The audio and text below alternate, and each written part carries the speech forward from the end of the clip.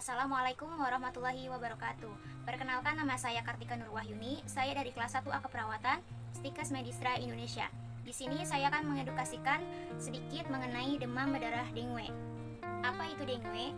Dengue adalah infeksi akut yang disebabkan oleh arbovirus atau arthropod-borne virus dan ditularkan melalui gigitan nyamuk Aedes, yaitu Aedes albopictus dan Aedes aegypti. Demam berdarah dengue adalah penyakit virus yang tersebar luas di seluruh dunia, terutama daerah tropis.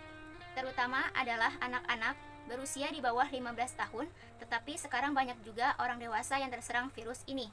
Sumber penularan utama adalah manusia, sedangkan penularannya adalah nyamuk Aedes. Apa saja gejala yang dialami jika seseorang terkena DBD? Penyakit DBD ditandai oleh demam mendadak tanpa sebab yang jelas, disertai gejala lain seperti lemah, kurang nafsu makan, muntah, nyeri pada bagian anggota badan, punggung, sendi, kepala, dan perut. Pada hari kedua sampai hari ketiga, demam muncul. Bentuk perdarahan yang paling ringan berupa perdarahan di bawah kulit, perdarahan gusi, sampai perdarahan hebat berupa muntah darah akibat perdarahan lambung, melena, hematuria masif. Selain perdarahan juga, terjadi shock yang biasanya dijumpai pada saat demam menurun antara hari ketiga sampai hari ketujuh. Dengan tanda-tanda anak menjadi lemah, ujung-ujung jari, telinga, dan hidung teraba dingin dan lembab. Denyut nadi menurun serta tekanan darah menurun atau berkurang. Kemudian apa saja gejala klinis dengue? 1. Demam tinggi mendadak dan terus-menerus selama 2-7 hari tanpa sebab jelas. Yang kedua, manifestasi perdarahan. Salah satu bentuk perdarahan misalnya petekia, ekimosis, epistaxis, perdarahan gusi, melena, atau hematuria. Yang ketiga, pembesaran hati. Biasanya sudah dapat diraba sejak permulaan sakit. Yang keempat, shock, ditandai nadi lemah atau cepat, disertai tekanan nadi menurun, tekanan darah menurun, disertai kulit teraba dingin dan lembab, terutama pada ujung hidung, jari, dan kaki. Biasanya tampak gelisah dan timbul sianosis atau kebiruan di sekitar mulut. Kemudian untuk pengobatannya ada dua. Yang pertama, DBD tanpa shock. Demam tinggi, anoreksia, dan sering muntah itu menyebabkan dehidrasi dan haus. Orang tua dilibatkan dalam pemberian minum pada anak sedikit demi sedikit, yaitu 1,5-2 liter dalam 24 jam. Keadaan hiperpireksia atau demam diatasi dengan obat antipiretik atau penurun panas dan kompres hangat. Jika anak-anak mengalami kejang-kejang, diberi luminal dengan dosis.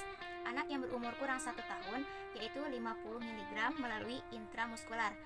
Kemudian anak yang berumur lebih 1 tahun, yaitu 75 mg, atau antikonvulsan lainnya. Infus diberikan pada pasien DHF tanpa shock apabila pasien terus-menerus muntah. Tidak dapat diberikan minum sehingga mengancam terjadinya dehidrasi atau hematokrit yang cenderung meningkat. Yang kedua, DBD dengan shock.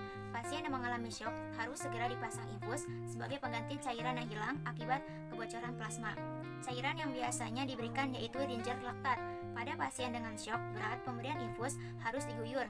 Apabila sudah teratasi, kecepatan tetesan dikurangi menjadi 10 ml per kilogram berat badan per jam.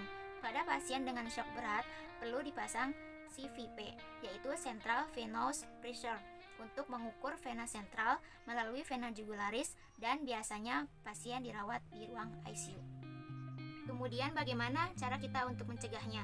Yang pertama, menguras tempat penampungan air. Yang kedua, menutup wadah-wadah penampung air. Yang ketiga, mengubur barang-barang bekas. Yang keempat, hindari tumpukan barang di rumah seperti baju bekas, buku, dan lain-lain.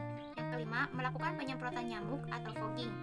Yang keenam, menggunakan lotion anti nyamuk. Yang ketujuh, vaksinasi dengue pada usia 9-16 tahun. Yang kedelapan, hindari daerah yang berpotensi banyak infeksi demam berdarah dengue. Demikian yang dapat saya sampaikan, semoga bermanfaat untuk kita semua. Dan jangan lupa agar kita selalu tetap menjaga kebersihan lingkungan dimanapun kita berada. Kurang lebihnya mohon maaf. Wassalamualaikum warahmatullahi wabarakatuh.